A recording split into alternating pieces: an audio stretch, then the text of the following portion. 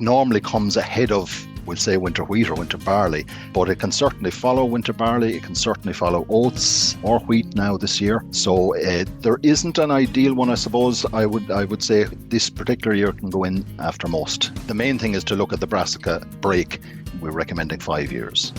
As the harvest draws to a close, a good 10 to 15 days earlier than normal, attention now shifts to next year's crop. Many crops performed very well this season, but oilseed rape has been the standout, with strong average yields across the country and some exceptional results on individual farms. You are listening to the latest episode of the Tillage Edge with me, Michael Hennessy. I would really appreciate it if you could listen, follow and give us a review on Apple or Spotify or wherever you get your podcast from. Achieving high yields depends on many factors, with weather playing a big role. Careful planning from field location and rotation to variety choice and seedbed preparation is equally crucial. I'm delighted today to be joined by Phelim McDonald, a Teagasc tillage advisor in the Carlow and Wexford region, and Shay Phelan, a Teagasc tillage specialist, to talk about oilseed rape and the key steps to getting the crop off to the best possible start. Phelim, in terms of the yields this year, how did your clients fare with oilseed rape this year? Yields, I think, were very satisfactory. Most people who harvested would have been expecting anywhere from 1.5 to 2 tons. The national average is in around 1.8 tons. So this year, I think, from what I'm hearing back from farmers in the Carlow, Wicklow, Wexford area, is 2 tons. Maybe it'll shake with it in terms of yield. And I think that's very, very gratifying. Number one, the year that was in it, I suppose, and number two, the inputs and the management that they put into it. It's always good to get a good yield. So yields, very, very happy with yields, I think. And you mentioned, Phelim, there was a bit of variation in the yields there. Was there anything that you could pick up from some of those farmers that, you know, some guys get on particularly well because the X, Y, or Z, or other guys maybe didn't get as much out of it as they would have liked because maybe there was something missing from what they were doing? Yeah, well, as normal, the people who do it really right are usually the people who get the good yields, and doing it right starts about this time of the year, getting a good establishment. And the reason that you want good establishment, I suppose, is because the dangers of the crop come into play during the winter months. And if you can avoid those dangers, particularly of thin or backward crops, you'll get a lot less grazing. So there was grazing going on last year, and that happened particularly where the sowing date went a little bit late on them, and where the covers weren't adequate to keep the pigeons off in the first place. So you can try your best to control pigeons, but once they get in, it's very, very difficult to get them out. So anybody who had less than ideal crops in November, December, and going on into the early spring would have found that their yields mightn't have been what they were. Secondly, I suppose there were cases where slug damage last August, September did reduce the plant count. And while oilseed rape can compensate for that quite a lot, and you can get away with very low slug plant counts, it's something that does set back the crop a little bit. We did have good conditions at flowering. There was good flowering, and most people who got a good yield would have got off the crop to a good start. And I think that's the main point I would make. And Shay, just coming across to you in terms of, the good yields we're hearing there from Phelim, similar reports from across the country in terms of yield? Yeah, very much so, Michael. I mean, from what I've been hearing over the last couple of weeks, as Phelim has rightly said there, 2 tons an acre or 5 tons a hectare is probably where most people would have got out, and albeit there are some that are a bit higher than that.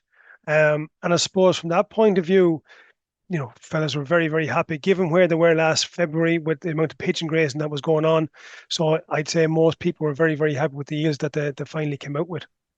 I suppose good yields when you're kind of, totting it up at the end of when everything's harvested, it's always puts a smile on farmers' faces when they see a kind of a big yield coming off. But that doesn't always necessarily match up in terms of margins.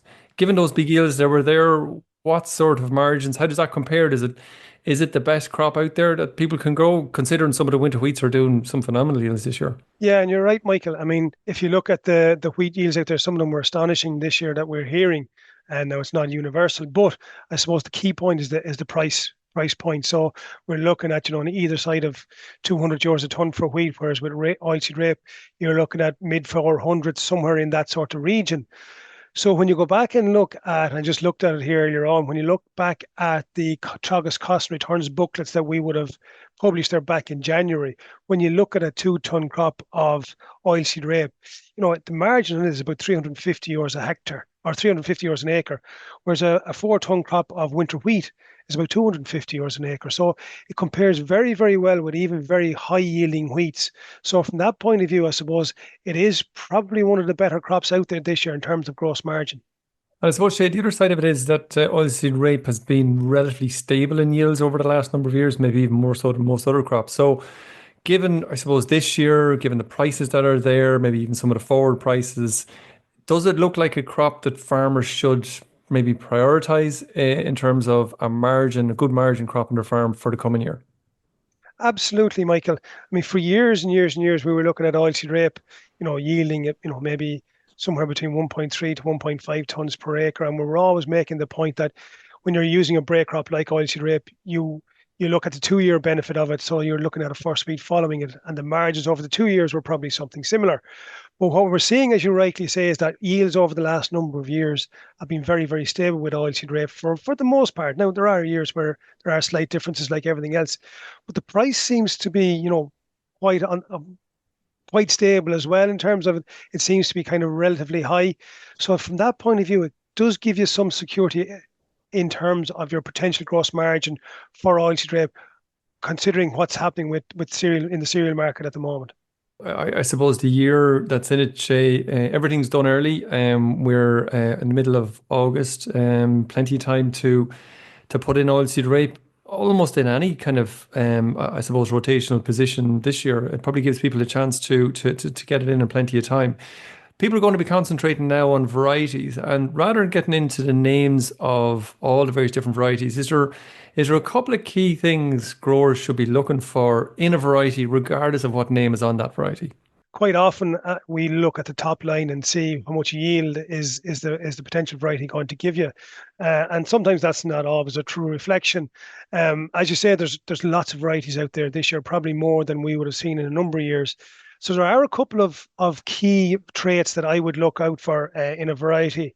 Number one would be lodging resistance. So to make sure the crop doesn't lodge towards the tail end of the season, because you can get a lot of trashing with the crop at that time of the year, and you lose yield. Another couple of ones that I would look at are light leaf spot and former resistance. So from the point of view of disease, you want varieties that are as resistant as you possibly can, probably 7s or 8s for both light leaf spot and former resistance. And that cuts down on the amount of fungicide spend you have, but it also is crucial when it comes to the development of the pod later on. And quite often, as closer you get to harvest, you will see diseased pods or plants, splitting open and losing some of the yield out of the heads. And that comes along then in terms of that partners well with pod shatter resistance as well.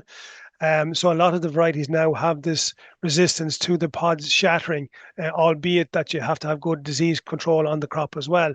So there's probably four, I would say, Michael, that are very, very important from my point of view in terms of growing the crop, especially towards the tail end of the season. And probably another one that I would look at as well is turnip yellow virus resistance as well. So those are probably the main traits that I would look at in an oilseed rape variety. Obviously, your yield is going to be another one as well, but they're the most ones. They're the ones I would look at most closely. And Phelim, just to bring you in this, in this part of the country, there's quite a bit of charlock in the ground, which is obviously closely related to the brassicas and oilseed rape. Clearfield varieties would be, I suppose, put in that kind of slot. Have you seen much of that sown around here? And what's your thinking, or what's the farmer feedback in terms of using those varieties? Yeah, Michael, you're quite right. The burden of prashock or charlock is relatively high, Carlow Wicklow area, and that has led to quite a number of farmers selecting Clearfield varieties on which they can use the Claranda herbicide, which can't be used on any other crop, just to make sure that people know that, any other variety of oilseed rape. It is successful in terms of combating controlling the Proshok, and it does, however, come, I suppose, with the little caveat that the yield potential of those particular varieties mightn't be up to the other available varieties. But as Shay has just gone through there, yield and yield potential is not the only solution. So when you're looking at whether or not to use a Clearfield variety, the first thing that you would look at is your site selection and your rotation. And if you have exhausted, we'll say, all the site selections where there may not be a big charlock burden, and you have to go in to a sensitive field, then I would certainly consider that Clearfield varieties would be of use to you, but maybe just have a go back look at your margins again to see what it should work out, I'd say, fairly well. But the site selection is the first thing that you're looking for. If rotation allows it, you go to the lower burden fields, and after that, then the second option would be to go with the Clearfield varieties. What are people seeing? Is it a 10% or is it a bit more in terms of yield differential between the Clearfield varieties and the other varieties? Would be 10% back, I'd say. In instances, it could be a little bit more. So that's the sort of thing, if you're looking at a 1.8 ton crop, or if you're bargaining on a 1.8 ton crop, you're probably looking at a 1.5 or thereabouts, maybe, or a 2 ton crop would bring you back to 1.8. It could be that, and it could be a little bit more, Just in terms of just the sowing date, what do you see around, I suppose, your part of the world, I suppose, as regards the ideal sowing rate for oilseed rape? The ideal sowing date, Michael, would be somewhere around now, which is the 13th of August, up to the end of the month. You could push it a little further as well. In our area, I think a lot of people are getting ready to go, most likely next week, I'd say. So that is perfectly acceptable. I wouldn't go any earlier. You've got very dry soils here at the moment, and we want to get a good fast germination and establishment. So putting it in now until the end of the month would be A1. And is there any, I suppose, ideal entry crop for Phelim in terms of, we're in a different year this year, so maybe there's more options available? Yeah, there would be more options available this year. Being a break crop for various cereal diseases, it normally comes ahead of, we'll say, winter wheat or winter barley, but it can certainly follow winter barley. It can certainly follow oats or wheat now this year. So there isn't an ideal one, I suppose. I would say this particular year can go in after most. The main thing is to look at the brassica break. We're recommending 5 years. Okay, and you mentioned a couple of times there in terms of, going too late with oilseed rape. I suppose maybe this year is one of the years where people will have plenty of opportunity in the next 2 weeks with harvest nearly finished. But in terms of going too late, you mentioned, I think, somewhere towards the end of August. Would you push it any further than that? Yeah, I'd certainly we'd push it to the 7th, maybe, of September. Wouldn't like to push it any more than that. You'd certainly be looking at maybe increasing your seed rate and getting a little bit of nutrients under it if you were going to do that. But yeah, the ideal time is mid-August until the end of August. You can push it out to the 7th. Okay, and Shay, that I suppose is very it's good for Phelim and Phelim's clients around this part of the world in Carlow kind of direction. If you go to different parts of the country, does that change? Further north, a bit colder? Is it a bit earlier? Further south, is it a bit later? Yeah, you're probably looking at, taking those dates that Phelim has said, Michael, and maybe in the north, you're probably shaving maybe a week off that. So if you're drilling late, you're probably back to the first couple of days of September. If you're down south, possibly you're going to mid-September. And I suppose one of the things that we sometimes forget about, and certainly would have had experience of it myself, was that when you go late into September with oilseed rape, pigeon damage can become quite significant if you get a pigeon attack. So I would have seen cases a couple of years ago where people had to completely re-drill crops from oilseed rape, where pigeons literally came along and pulled the plant straight out of the ground. So I suppose that's something that sometimes we forget about. Yes, the crop will grow, provided there's no issues with the likes of pigeons. So when you go into those late timings, that's certainly an issue, even aside from the growth issue. So if you're going late, basically you want to be fairly confident that the weather is going to suit the crop there on in. So if you get, and I've seen it, I agree with you, seen it other years where you get a cold spell towards the end of September into October, there's very little growth. You get a very little small plant. But come back again just to Shay, in terms of the choice of establishment method.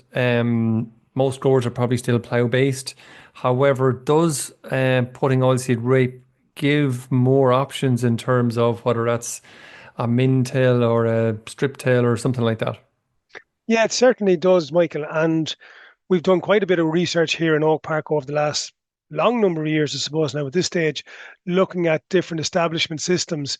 And we've compared the likes of strip till, min till, plough base, and direct drill and things like that. So I suppose what does come across quite clearly is that there's not a huge amount of difference in the establishment systems when you're looking at row spacing or anything like that. So I suppose we've looked at systems here from maybe 6 inches wide to maybe 20 inches wide.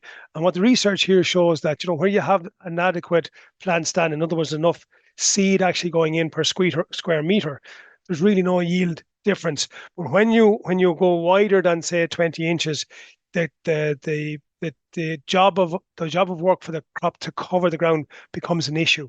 So you do start to lose yield at that stage. But certainly within that very flexible spacing, if you like, regardless of the system, between 6 and 20 inches, it doesn't seem to make that much difference. Okay. Oilseed rape, Shay, has it's a relatively big taproot that can get down. Is that going to burst the soil compaction that might be there in soils, or is it the opposite way around? No, a very good question, Michael. And sometimes we often get asked this question. You're right; it does have a big taproot, but realistically speaking, it's not going to break a compaction issue if you have a compaction issue, depending on how, I suppose, deep and how strong that compaction issue is. I was actually literally talking to a farmer this morning who was out subsoiling before oilseed rape because it had been the ground had got a bit of traffic the last couple of years. So I think that's not a bad idea, because really, it's truly, I suppose, even though, as you say, it has a big taproot, it's not great at penetrating those really compacted layers. And quite often you will see the root of an oilseed rape plant go down, and as soon as it hits that compaction layer, it turns at a right angle and goes across the top of that compaction layer. So that that presents an issue not only from a standing point of view, but also nutrient uptake as well. So if the root isn't penetrating that ground, you could have a poor crop and also a crop that's more likely to fall over. I suppose, Shay, it might be an idea, or is it still possible, where a grower had oilseed rape this year that's already been harvested, to go back out to that stubble field and have a look at the root structure of those that still be there, would they? Brilliant idea, Michael. Yeah, I would always encourage fellas after a crop of oilseed rape to look at the stubbles. As you say, rightly so, see, is there compaction issues after the crop, and see, because it is a very good indicator of compaction issues in the soil, because that big taproot is quite visible, and once you dig down, it's easy to see it. But another reason I often get guys to go to look and see, is there any sclerotinia in the crop after the harvest as well. So I suppose from those point of views, I would always encourage people to go out and look at stubbles after a crop of oilseed rape is taken off. Phelim, just coming back to you then in terms of seeding rates, there's probably slightly different seeding rates for different varieties, but should they be adjusted much if it's a conventional system versus a min-tail or kind of a strip-tail system or something like that? Yeah, Michael, I would tend to increase the seed rate somewhat on strip-tilled or deep cultivated soils. So I'd maybe 10 or 15% more seed going in. So if you're aiming for 30 to 40 plants per square meter and you want to put in 40 or 50 seeds per square meter, I'd certainly be at the upper end of that, where you're using the minimum tillage, the deep leg machinery. So all of the seed sown sold comes with lot information, including the 1,000 grain weight and the pack weight, and they vary quite a lot. And they will usually give you a recommendation for 40 or 50 seeds per square meter as to how much that will cover, that particular pack will cover. But if you want to do it yourself, it's fairly straightforward. If you are putting in 45 seeds per square meter, and each seed is 6 grams, each 1,000 grain is 6 grams. You multiply your 45 by 6 and just divide it by 100, and that'll give you your weight of seed to be sown per hectare. So you can do it yourself there if you want to fine tune it. But yes, I would. Some of that seed, Michael, tends to go sort of deep, and the plants can struggle to get up, and they can struggle to establish themselves when they do get up. You mentioned earlier slugs. At what stage should growers be looking at some of that pest threat as crops are establishing? Just exactly as you say, Michael, as they're establishing, slugs don't bury themselves. They can't burrow much, but they are available as that crop is coming through the soil, and they will take that crop very, very early. So in terms of control, if you are coming after rye, or if you have a sort of a damp, wettish field that you know you've had slug problems before there, I would certainly be inclined to put out pellets prophylactically. In other words, put them out before you see that damage, because it happens very early and it can happen very, very quickly. Okay, but you wouldn't be recommending that to every crop now, would you? No, it'll depend on the position and the field, but it does take over fields entirely, wipe them out. So I would certainly be looking at trying to find out pre-drilling whether or not there are slugs there. You can put in a trap, and if you're getting any number of slugs, really, with a little bit of layers pellets or something like that under the tile or the whatever you're putting on top of the pellets, if you're getting slugs there, then I would certainly be putting it out when that crop is coming up. Going after that. Okay, perfect. Shay, final question to you, and it's around weed control. I suppose, Shay, there's a lot of pre-emerge done, but there's probably more herbicides available now than there has been in the past. Is pre-emerge still the way to go, or should people be waiting? It's an open debate at the moment, Michael. To my mind, I would always plumb for pre-emergence control, provided you know what the predominant weeds in the field are likely to be. From my experience over the last number of years, some of the cases where we run into trouble with different weeds generally tend to be post-emergence strategies, because I suppose really when you look at we have a susceptibility table there on the crop report app, and people can have a look at it. When you look at the control that you can get on some of the key weeds post-emergence, you don't have the same real options and don't get the same coverage as you tend to have with the pre-emergence herbicides. So from my point of view, even though sometimes it looks like it's a little bit expensive at the start of the program, I would always generally tend to plumb for a pre-emergence herbicide rather than a post-emergence strategy, really.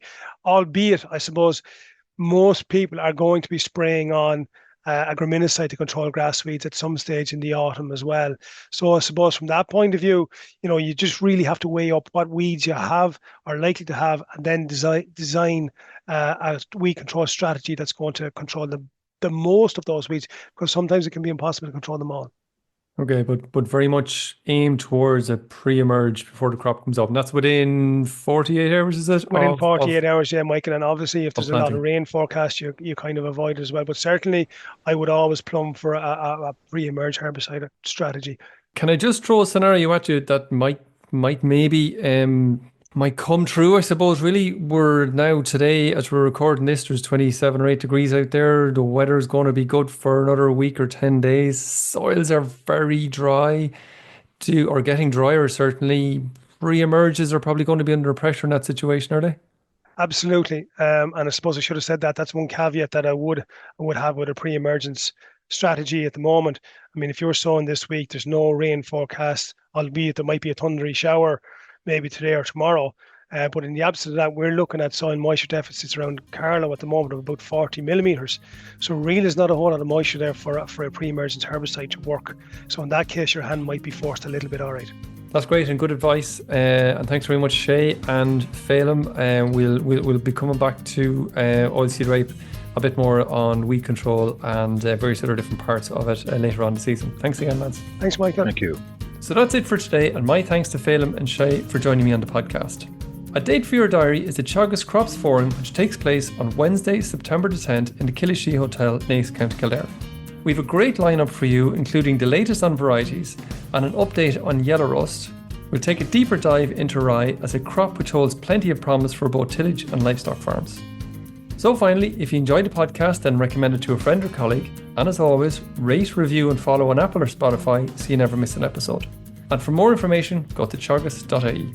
I'm Michael Hennessy, thanks for listening. I'll be back next week with more tillage news and advice.